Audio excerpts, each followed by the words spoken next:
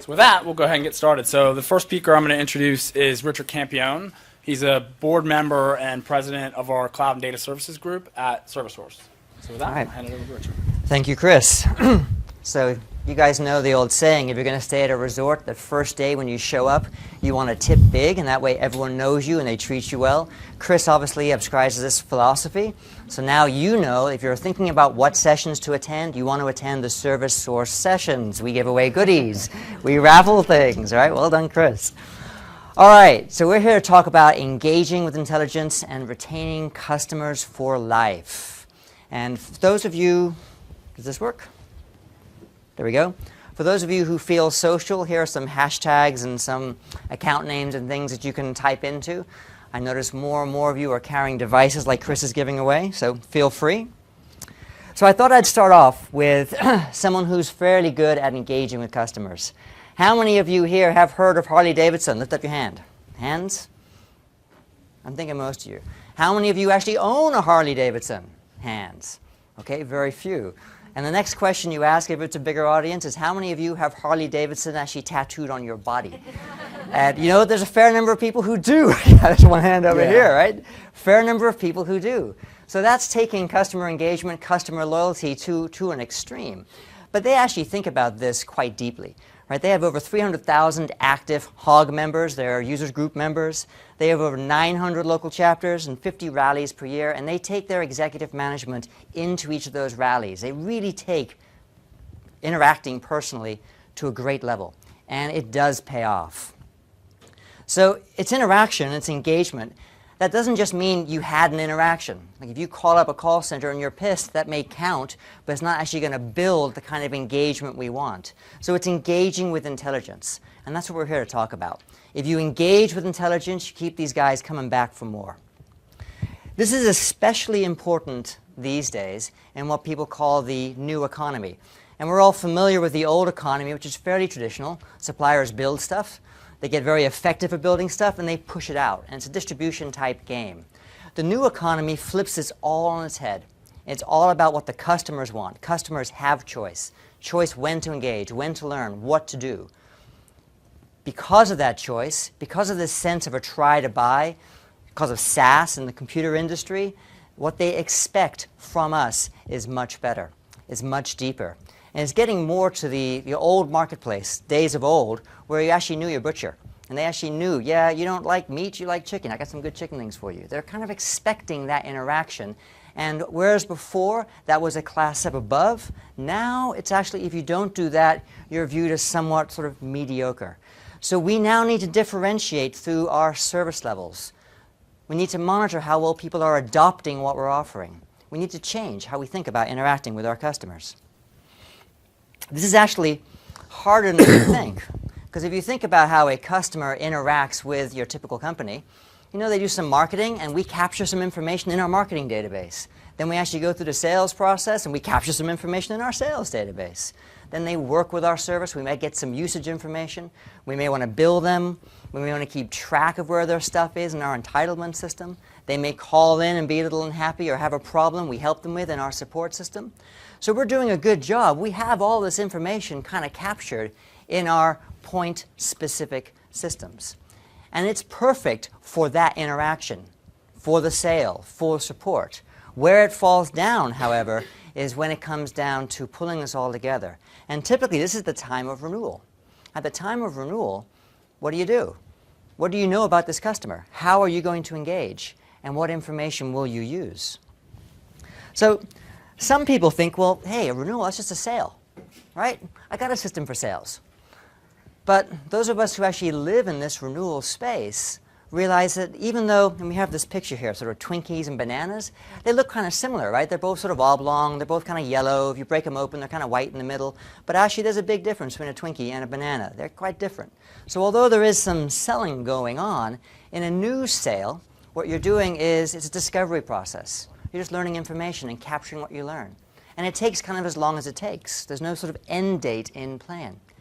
And all the systems that help us deal with these new sales, they help people deal with sort of a handful of opportunities in a quarter. That's what they're driving towards. When you actually look at the recurring system, you can't cold call and say, hey, you got something to renew? You just simply can't do that. You can't even start the conversation without knowing who you're talking to, what they got, how happy they are, is this a good time to talk to them. You can't even start without the data. And worse, most of our people who deal with renewals, they aren't dealing with just a handful, they're dealing with thousands or hundreds of these things, large volumes, and these things expire. It's a time pressure. It's a very different pattern. This perishability leads to optimization, which leads to the need to do the business process, if you will, to interact with our customers in a very different way, not supported by these kinds of systems. So what happens is companies do like to renew. It is kind of a good thing. It's a high-value margin. It's a good way of interacting with our customers. So they have all this data throughout all these systems, and they kind of pull it together. And people end up throwing large amounts of people and large amounts of Excel at this problem. And, you know, you could say there might be a better way. Why might there be a better way?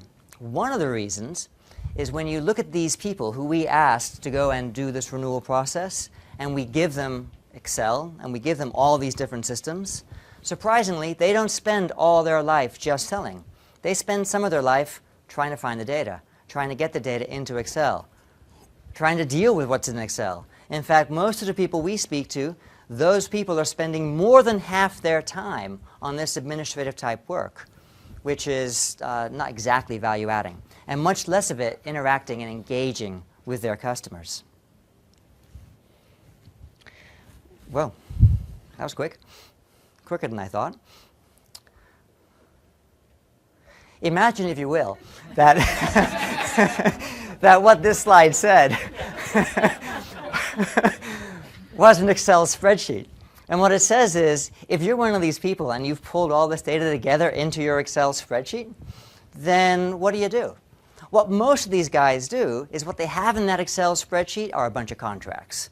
And most of them are happy just to have those contracts. And they start processing those contracts, sort of FIFO. Well, that's kind of cool. And if you assume that renewals just happen, they just sort of flow and any time works, then just sort of process them, everything's good. Okay? Some of the smarter ones say, well, maybe I can do better than just FIFO. Maybe what I can do is sort by dollar amount, and then at least I'll cover the big deals first. Okay, that's another way of going. However, the real results, the real benefit comes when you start considering the customer, considering what they have, what assets they have, how they use that. Then you can start being much more clever than simply sorting. You can look at them and consider, if you're doing this, maybe you can do more tomorrow. You can upsell them.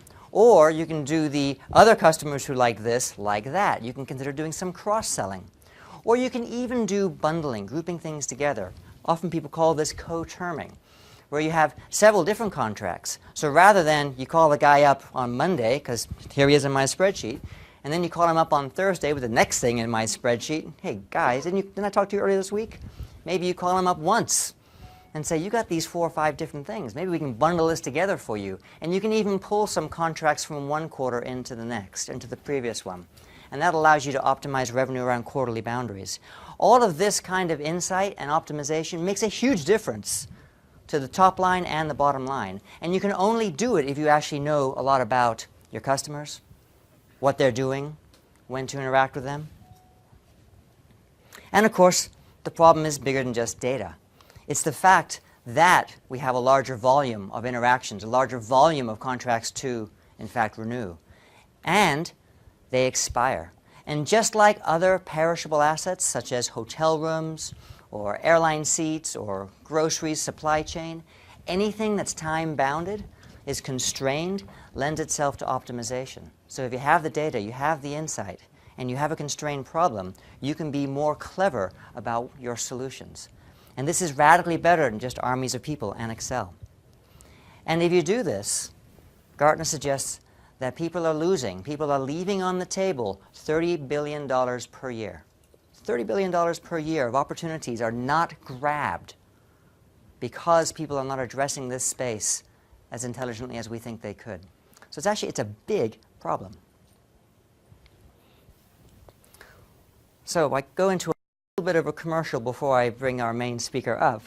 But wouldn't it be nice if there were a solution to this? Wouldn't it be nice if there were an application which isn't just Excel, which was able to pull information from all the system of records that you have, right? Because they are good systems. You want a marketing system. You want an SFA system. You want a support system, right? You want your finance system and your HCM system. You got to have those. You just need to be able to use that information for this customer engagement. And if you could pull that information and make it sort of renewal ready, and then convert that data into insights, such as you want to talk to this customer right now about this opportunity. So you can guide people into what they do, direct their time. And that would drive a much higher level of sales execution and sales effectiveness. This approach is what really drives results. It's what really drives engagement with customers, loyalty with customers, better Net Promoter Scores with customers, and at the end of the day, better revenue as well.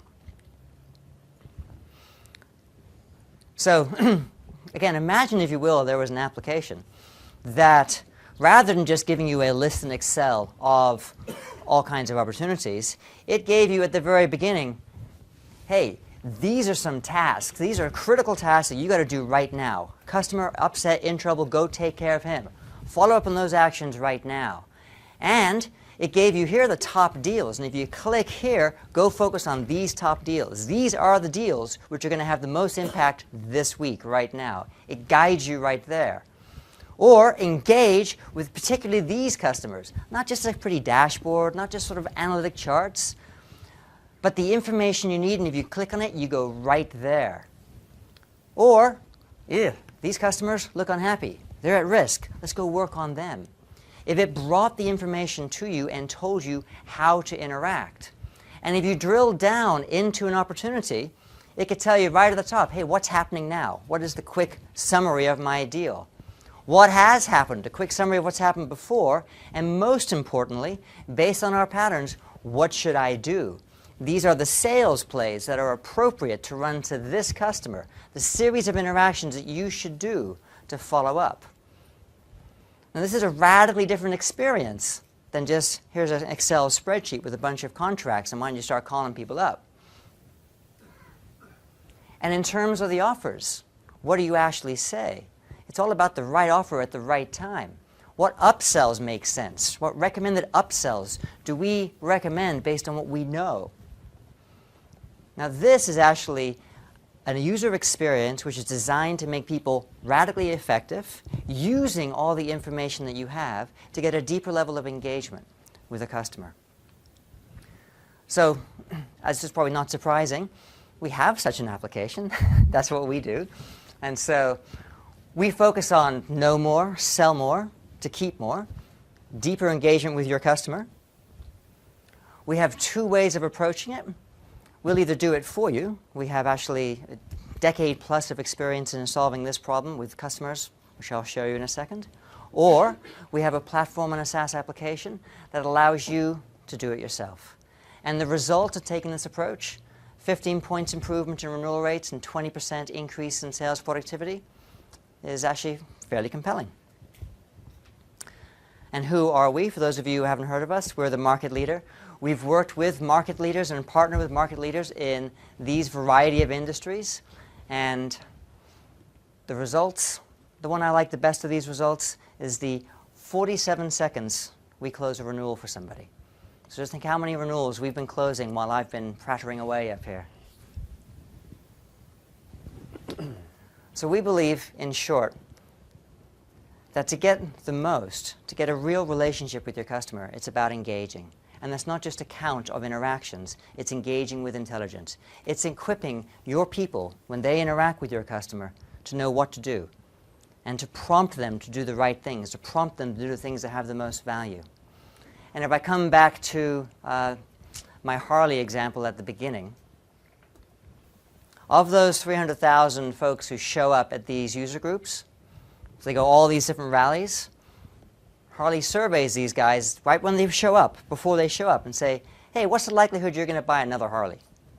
Okay, they get a pretty good answer then, actually. 89% of the people say, yeah. And you'd expect, right? This is a group of people who they're going to a Harley rally. I mean, they probably want one. But after the Harley rally, after the engagement, they do the same survey, and they get a stunning 100% answer. 100%, that's phenomenal. So you can really move the needle if you invest in engaging in the right way with intelligence. All right, so I've been chatting a little bit about high-level theory and a little bit of a sales pitch in the middle there. But really what I wanted to do with this context is move over to a company that's doing this in real life, doing over to Dell. And I'd like to invite a guy up on stage here with me, Doug. And Doug works for Michael and heads up Global Support and Delivery. You got it correct. I did get it correct. So I'm going to make a chair for you over here. All right. You bet. And you're going to close the light out of our eyes.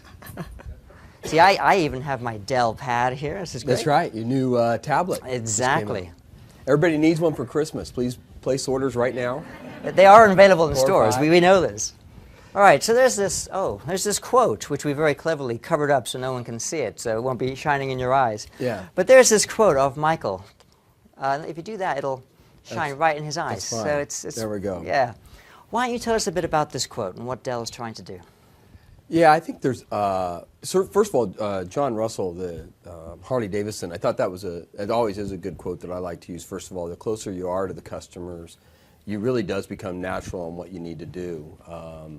And Michael's a lot about that, has always been, that's been the foundation of the company, has always been our direct roots of talking and dealing with our customers and knowing what their issues and concerns are. And so Michael always uses a quote, I'll just read it so I don't get it wrong here, but in 2012 we began an effort to simplify every aspect of our customer relationship.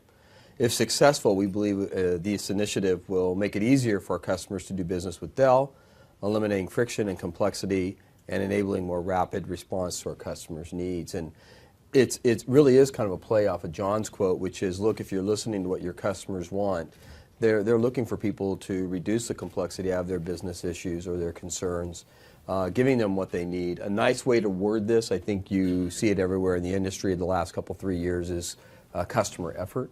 And so what it's really about is delivering a great product with very little customer effort. Perfect. So maybe for context, you can tell us a bit about your organization and how you fit into the Dell world. Yeah, so global support and deployment is all of the service that is what we call very close to the box. That is everything from the professional service to the deployment to what we call custom factory integration. Those are all things before they get into the customer site.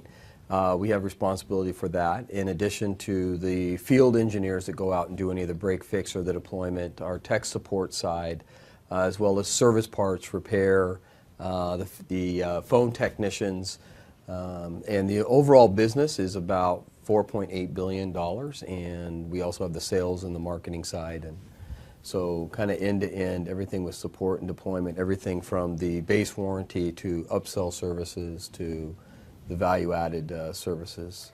So this quote of Michael's seems to relate to a lot of your business then. I think it relates to everybody's, but he would definitely wants it to move faster and better, if that's what you're asking. Yeah, I've heard that. So if you think about Dell's big strategic initiatives right now, how does what you do fit into that? What are the big strategic initiatives you're focusing on? Well, they're really tied in. Mine are the same as the companies and really the same as the customers. Being direct for a large portion of our business allows us really to see the customer issues.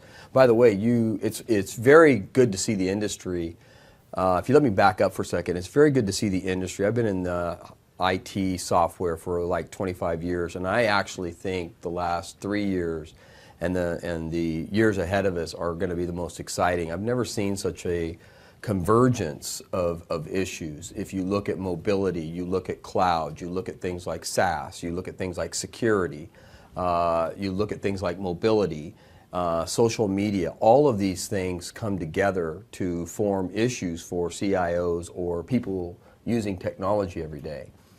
Those issues that our customers face are the same things that we face internally, and I would bet most companies represented in here or people represented here would have as well.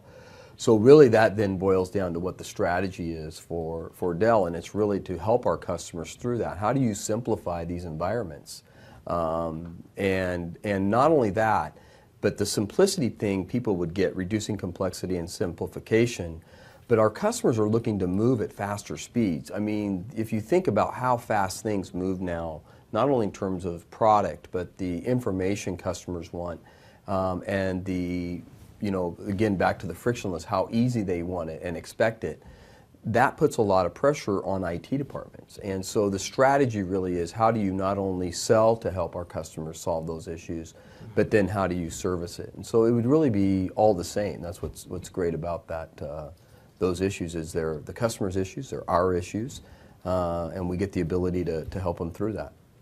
So have you thought about how to take these trends and group them into a solution for Dell? Do you have some initiatives that are driving you this year?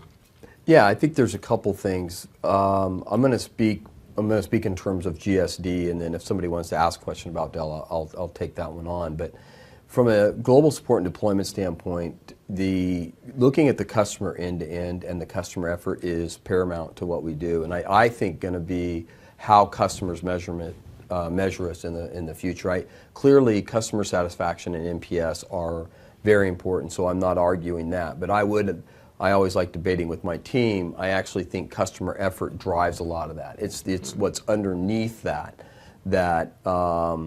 goes about driving how the customer feels about the brand and about the service they're getting. Clearly, you have to have great people out in the field and answering the phone.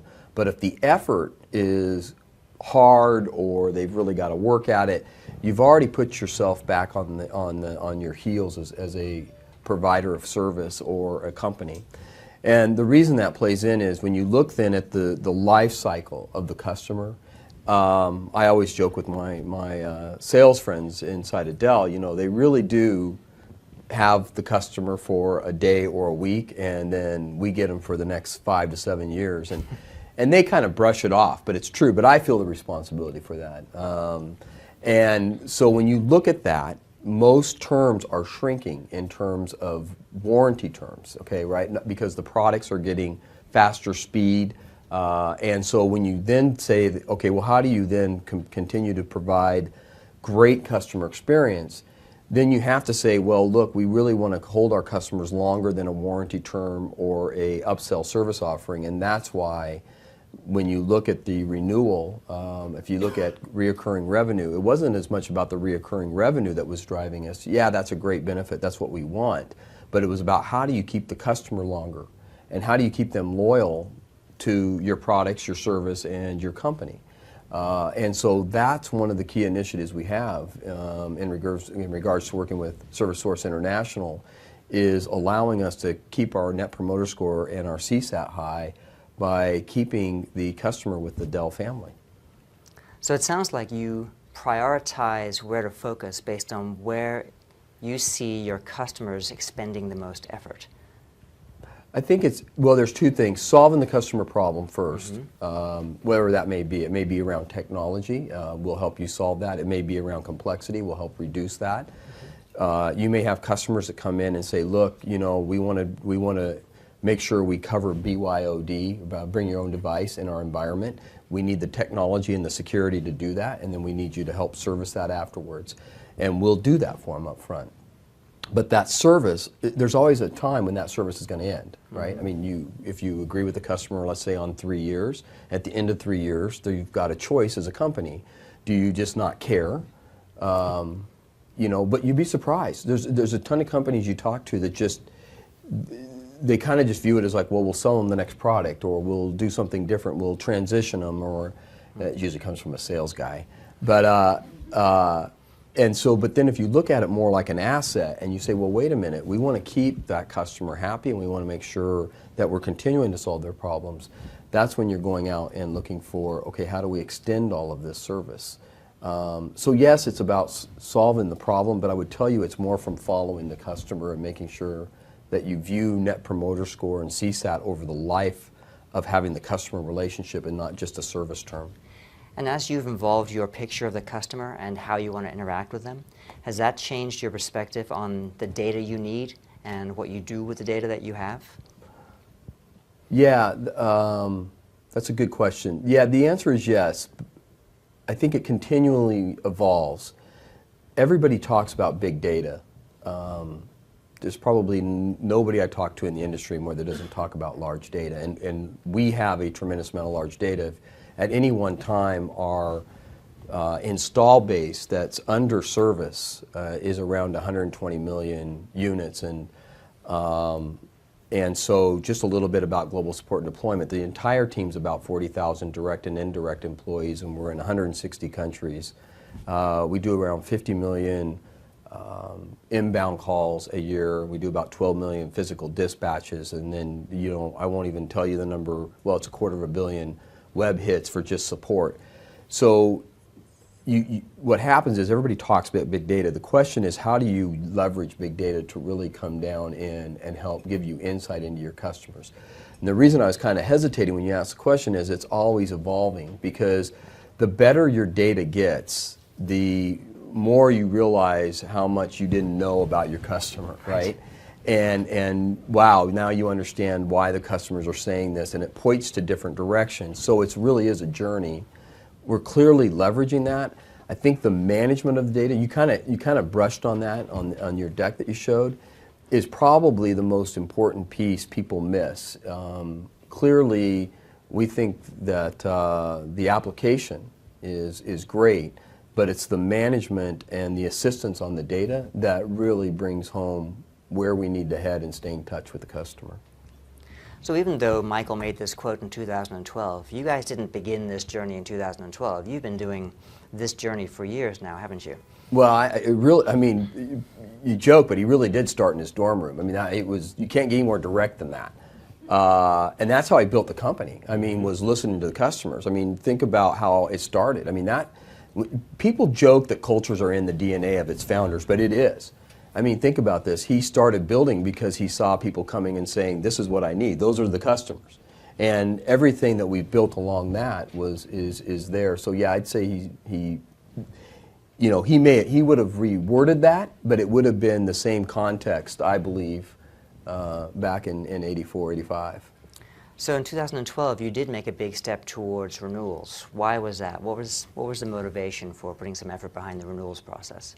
Well, we'd always been doing renewals. I don't know that when we stood back and said what the customer's looking for, one of the big aha moments. Now, it sounds like, man, this guy shouldn't be where he's at by saying this, but one of the aha moments I still remember about 3 years ago was sitting in the room and we were looking, trying to improve customer satisfaction and net promoter score. Now, understand that there's always a healthy tension between the sales force selling the product and service. Maybe some of you guys have seen this. So when you go talk to a salesperson about, okay, we want to have 7-8 year service contracts, 10-year service contracts, they tend to view it as, okay, well, that may limit the market that we have, right? Okay, and what we saw when we pulled the data when we were having this discussion was, it wasn't that we were doing renewals, is that we saw that the customers that renewed with us and extended the services had the highest net promoter scores, okay? Now, it sounds like common sense, but when you see the data, it was like 2 to 3x, okay? So if somebody falls off and it doesn't get renewed, and they call in, their experience is literally a third of what it is if they're under contract, okay? And so the reason for that, as you go back, is it's not that we won't help them, by the way. It's that you got to get a bunch of information, you're taking care of all that. Now, look, we're moving fast when we do that, but it's a barrier to that customer effort. And so the whole point of going after and digging back into this was helping the customer, keeping the customer satisfaction and net promoter score high, which is what we all want to do with our customers. And clearly, getting the revenue is a great benefit to that, and it is a business decision. You never approach these things from one silo. So yeah, if you can improve customer satisfaction, drive revenue at the same time, I mean, that's kind of a no-brainer. So it sounds like you see the revenue as a lagging indicator of a good relationship. And although you often say CSAT and NPS together, I'm sensing that it's actually Net Promoter Score that you value more. Is that true, or am I misreading this? Well, I go back and forth on this. Look, I think you got to have customer effort, net promoter score, and customer satisfaction. You got to triangulate. If you lean into any one, now if they're taping this, I'm going to go back to Dell and I'm going to be explaining it. But if you over-index Nobody on has any anyone, devices that could record. No. If you over-index on any one of those, you're probably going to have somewhat of an issue. And let me give you an example. If you totally make customer effort like it's in other words, for everybody, well, what you're going to have is you're not going to be able to have a service infrastructure that's going to scale that you're going to be able to support. I don't care really who. I mean, you can put it on the web and all that. Don't get me wrong, but you also customers are coming in for complex solutions. If you over-index in CSAT, right, on across the board, then you may not be giving the customer everything they want. In other words, most people hit CSAT and customer effort with a broad brushstroke, right? That nobody will ever come in and say, if you do these 5 things, you're going to increase 1. What they say is you need to do 30 of these things, and we think it'll increase it by a couple percentage points. Does that follow that? Yeah. So my bigger problem isn't that I'm not driven on all 3 of them. It's that nobody really knows what the issue is. And so I'm much more like, okay, well, look, let's find the 2 or 3 key levers that'll drive all 3 of them.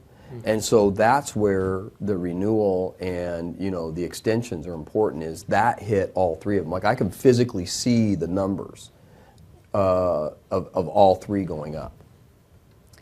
So as you try and drive around those 3 levers, right, the lagging indicator of revenue, the customer effort, and the net promoter score customer satisfaction. Yeah. What internal processes, now thinking internally, where you have your people and your teams interacting with the customer, what internal processes lend themselves best to automation to improve the results with your customers? Well, in our case, on the renewal with ServiceSource, what was interesting about that was originally we really were happy with the system itself. And we were outsourcing to increase capacity, in other words. So we saw, okay, we do X amount of revenue today. We knew we could increase CSAT, NPS, all these other things, and obviously get the revenue. And I don't want to sidestep that. It is an important piece as well. But what we said was, well, we don't think we're touching the install base to get as much of the renew as possible. And so we actually went to SSI to increase that capacity by leveraging the outsource side of it. Was how we originally started working with ServiceSource.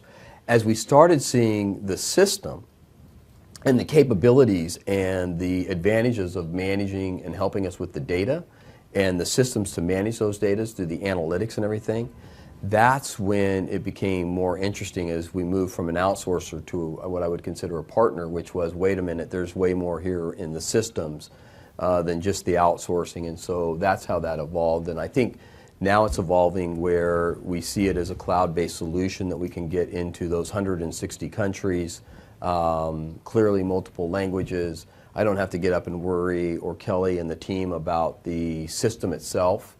Look, I'm not, whether or not that, you guys get up every day and worry about that, which is great. We do. We get to go worry about the customers and making sure that, that we're taking care of them. That's far more what they value. Is there any change in behavior of your people and your teams that you expect to see as a result of using this technology or using automation? Well, not on automation. That would be in our DNA. I think there were, whenever you start to outsource something, right, you run into some headwinds. It's just natural. I've done this, like I said, for 25 years. Now, we are doing that by, I think as you know, we're incrementally increasing the install base that we can touch with ServiceSource International. But I would say clearly there were a lot of fears we had to alleviate around the outsourcing. The technology side, I think people embrace that. Now look, is everybody happy about change? No, you're not going to have 40,000 people that are happy about change. But the vast majority of them are. And I think once they were allowed to participate, which I think ServiceSource did a great job of helping them with, going out and meeting with them.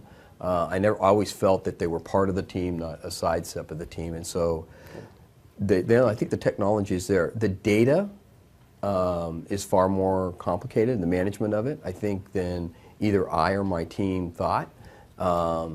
You always think you have that under control, just like I told you, here a few minutes ago.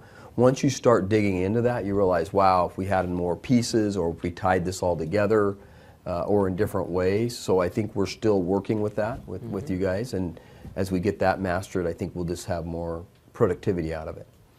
I've often seen people who approach trying to make things more efficient jump right to the automation phase and kind of skip over the process reengineering or the data phase. Have you seen that trend, or how is your journey? Yeah, process, most people will change the process for the most part that I see. Like if you say, okay, here's where we're going with it. The biggest inhibitor from it is usually the information or the data that usually causes people to stumble. People are, usually if they get the information, they know what to do, and they're converting it into whatever they need to do, whether it be taking care of the customer or making the supply chain. So it's odd. Where I've seen the processes usually go awry on that for the change is usually that somebody's not getting what they need to do their job still, and that's usually around the data or the information. So yeah, anybody who kind of jumps into just process change without the information or the data being kind of put in place yet usually ends up having a project failure. And it's amazing how inefficient it is if you haven't got the data you need and you have to go and find it. Well, it's amazing how leaders believe that the data they got is, working. Yes. So, my data is perfect. Yeah, exactly. No, listen, I'm a customer of a lot of companies as well, like to all of you, and it's just, you're kind of like, what? I just did this. What's the problem, and why isn't it in there? So I know we're kind of early in the project life experience, but casting forward, how do you expect the world to look when this is running and humming and everything's perfect? Well, I think what I'll be very interested in, let's just play this forward 2 or 3 years, is the data mining that I think will come out of this. Who's renewing, who's not, applying that to the Net Promoter Score, and looking for greater opportunities to help the customers. See, when we come back to the sales team and to the product teams and talk them through what the customers are feeding back, what they're renewing, and what their concerns or what they like about everything is I actually believe this is the last piece of the closed loop process for helping customers, and getting that information fed back both into the product group, into the sales teams. I think if you look at it, this will be kind of the last big chunk that'll give us that closed loop capability. And as you thought about solving this, what kind of options did you consider? Well, we were always going to be successful. I always figure you can be successful even if you don't have the system. Just we will find a way. Now it may be a lot of people or a lot of heartache, but I think what we always had said was, look, who is the best? When you do these problems and you look at them, I'm sure, again, like most people in the audience, what you stand back and say is, okay, look, and we're going through this on a couple other projects not related to service renewal, but who's the best in the industry? And you start to look back at that, and then typically, I'll never meet with a company first, by the way. You just go out, we all know people in the industry, say, hey, who are the 3 or 4 best you'd get? You get that triangulated, that takes about a week. And then you say, okay, you give it back to mine, we have an internal team that does some competitive analysis for me, and they came back and said, okay, here are the 3 top players. Then you call back into people that are using them and find out what's going on. And you meet with them, and ServiceSource popped up on that one. And so, you want to partner with the strongest in the industry, and clearly, and it wasn't like a huge process. I think Kelly helped launch this, and Lou, who are right here in the front row, and I would say that it took us probably no more than a couple of months to really hone in on that. Okay. So I'm not quite sure what this clock means, but I suspect it means I'm running lowish on time. So maybe now is a good time to open it up to the audience for anyone else who has questions for Doug or myself.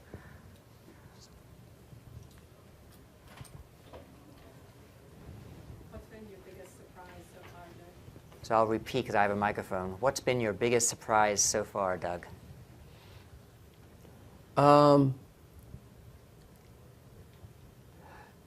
The complexity around the data, we always thought, we always knew our data, right? And I knew it wasn't perfect, but I knew that in the places we were going to have to pull it from to make all this successful was probably one of the only places, and I wouldn't say surprised, because I always thought it would probably be an issue. But, you know, I think that probably put us behind a couple months. That would have been the one thing I would have looking back. But I don't know that we would have known any difference. Like, I always try to look back at things and say, okay, well, would I have done something different with it? Well, I don't think so, though. I mean, like, in other words, it had to get to the point where we needed to get it into the system and get it, you know, kind of put in the right format and cleaned up. So, but I think everybody's probably going to have that. You know, we're all using different systems to pull it. And when you start talking about service, you're pulling from a lot of different places. If you think about that, you're pulling from the sales or CRM system and our internal CRM system, the entitlement system. You've clearly got to be tied into the financials. You brought up co-terms. Sounds like a very easy thing to do, but co-terms are, you know, for those of us that have been tied in with that, that is a very complicated amount of data. And we've also made, you know, a number of acquisitions, some great companies, EqualLogic, Compellent, Force 10, and so as you integrate all that, it's not just that, you know, our data, it's everybody's data, but probably caught, that's probably the one surprise. And again, I wasn't astonished, but I was like, this is going to take a little longer than we thought. Is there any advice that you can give on how to get the new product sales team more on board with renewals? So the question was, do you have any advice for how to get the new product sales team more on board with renewals? How do you get the new product sales guys on board with product renewal sales?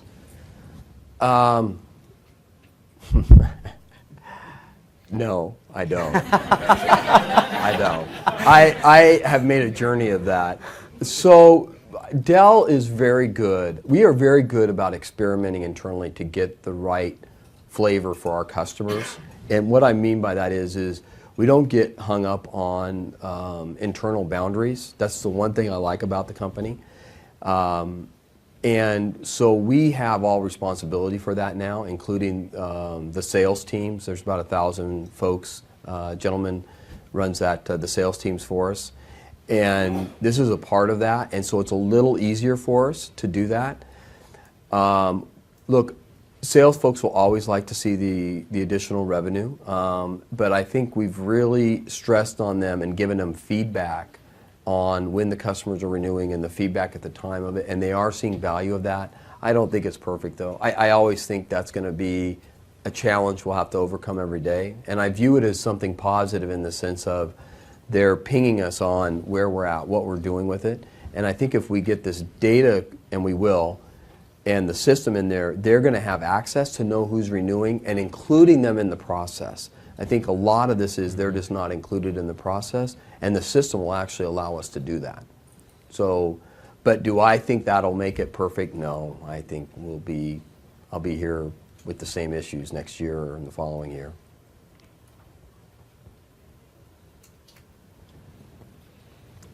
Paula? So are there culture changes that are required when you bring a different technology into all these employees, and how many countries are you guys operating in? Are there cultural changes that are required and you bring this technology into all the countries in which you have employees? How do you drive adoption? Yeah, the technology, do people have adjustments period with technology? Absolutely. But there wasn't a kickback on the technology or the systems. Again, because of how we started our relationship with ServiceSource through the outsourcing, I think people thought that was the main reason for doing it, and so we had to go back and culturally kind of level set everybody and say, look, this is about expanding so we can touch all the renewals as opposed to, you know, just the percentage that we were doing at the time. That was probably more the big cultural shift. But the technology, when it has worked, but when it works and the folks see it, they tend to adapt pretty easily. And then I would also say that ServiceSource did a good job of including the teams, like literally the folks, the frontline agents, in the process of asking them what was working, what's not working, what do they like about it, and making those adjustments. Mm-hmm. So they feel like they're part of it. So it is their culture. So I didn't see that. Outsourcing side, we had to kind of work through the teams on. There was a question down here. Do you see the challenges that you guys are going through now being sort of unique to companies the size and scale of Dell or in the hardware versus software or cloud space, or do you think that all companies of all shapes and sizes face similar issues? So repeating the question, do you believe these challenges are unique to the scale of Dell, or do you think some of these challenges span the spectrum of company sizes? Well, look, every company's challenges, I'm not trying to get too philosophical here because it's not really in my bones to be philosophical, but look, every company has similar industry pressures, and every company reacts differently, so every culture is different. So I don't want to be presumptuous and assume that every company is going through what we are culturally. But I do think there's a set of circumstances where I haven't seen an industry or talked to customers. Now, I'm not speaking about all of this, but just the customers I talk to from a service side that we're trying to help. And there's literally, with an install base of 110 million, we get quite a wide variety. As you can imagine, they all have the same thing, which is, look, how do we stay close to our customers? It is a fast-moving, fast-paced environment. And our customers want more information and more data about our products or our services than ever before. And patience is maybe a virtue, but it isn't out in the marketplace. And so, that's why finding kind of the best partners that can be agile and move as quickly is why I think strategically finding these folks to help us is going to be what's important longer term for us to stay on top of that. Look, I always bring this up. Coca-Cola, I think, does a good job of this. I always use real life things that I'm seeing every day with my family and around the world that I see. My daughter was choosing a Coke flavor via Twitter that she wanted. Have you guys seen this? You can pick your Coke flavor. They kind of invite the kids in to do their own Coke flavor. And I thought, wow, there is a company, I'm not sure how old Coca-Cola is, but the 1800s, is that right? Somewhere around there, I'm going to assume. And they're using social media to draw kids in to, kind of choose flavors and do things, and then they're bringing them into the fold. Well, imagine if we would have gone to the CIO of Coca-Cola 30 years ago and said, look, I need you to build a system not for internal Coca-Cola, but that allows everything you have currently here for our customers to use. And when I say our customers, I don't mean the stores or the distributors. I mean the individuals drinking it. And by the way, I need it real time. I need it in 170 countries, in 180 languages, and I need our customers to be interactive with it, okay?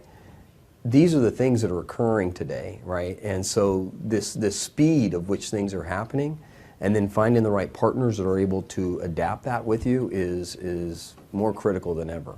So I don't know about every individual company, but I cannot imagine if a company today that doesn't have some type of pressure with that. And that's just one example. I mean, I got a whole host of them. I can wait out there for you and tell you.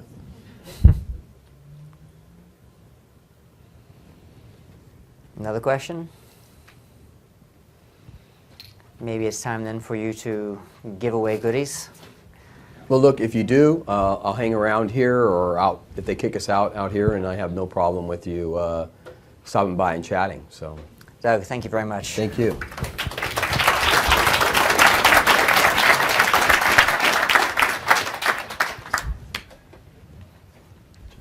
So thanks a lot, Richard. Thanks a lot, Doug. So everyone, if you want a chance to win one of these cool nifty Dell tablets, get scanned on the way out, and we're going to raffle one away at our booth. And also, if you want to learn more about ServiceSource and Renew OnDemand and how we're helping companies like Dell, stop by our booth in the North Moscone building, N1423.